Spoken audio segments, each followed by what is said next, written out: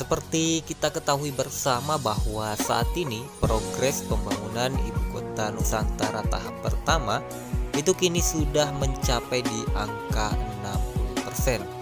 Artinya tinggal tersisa sekitar 40% untuk mencapai target yang sudah direncanakan oleh pemerintah. Nah, dari target sekitar 40% dengan durasi waktu pengerjaan sekitar 7 bulan karena kita sudah memasuki di bulan Desember.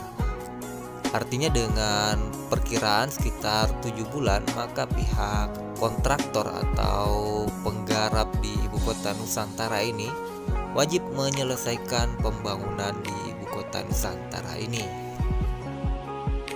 Sementara dari Presiden Jokowi sendiri sudah berkali-kali memastikan terkait pemindahan Ibu Kota Nusantara itu tetap akan berjalan meski berganti pemerintahan. Namun dari salah satu partai Partai Keadilan Sosial atau PKS, baru-baru ini mengumumkan keinginan untuk menggagalkan pemindahan ibu kota negara tersebut jika menang pemilu pada tahun 2024 mendatang. Nah, apakah mungkin IKN batal seperti proyek-proyek lungsuran pemerintah sebelumnya? Sebenarnya salah satu hal yang dilakukan Presiden Jokowi saat baru menjabat sebagai presiden di tahun 2014 silam adalah membatalkan mega proyek jembatan Selat Sunda yang telah disepakati pemerintah sebelumnya atau era Presiden SBY. Nah, Menteri Perencanaan Pembangunan Nasional Andrinov Caniago yang menjabat saat itu mengatakan, alasan Presiden membatalkan proyek yang telah dibahas pemerintah SBY selama bertahun-tahun ini karena menilai dampak negatifnya akan lebih banyak. Dari pengamat kebijakan publik dari Universitas Trisakti Trubus, Rahadian Syah menilai, bukan tidak mungkin proyek IKN dibatalkan oleh pemerintahan berikutnya. Menurut dia, keinginan PKS untuk membatalkan pemindahan ibu kota negara ke IKN Nusantara itu sangat rasional. Potensi itu tetap ada, undang-undang memang sudah ada, tapi bisa saja diubah.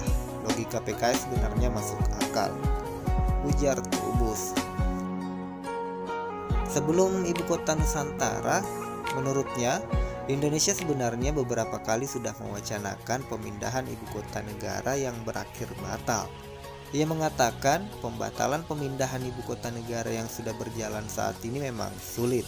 Selain karena sudah memiliki dasar hukum undang-undang, pembangunan sudah berjalan dengan uang APBN.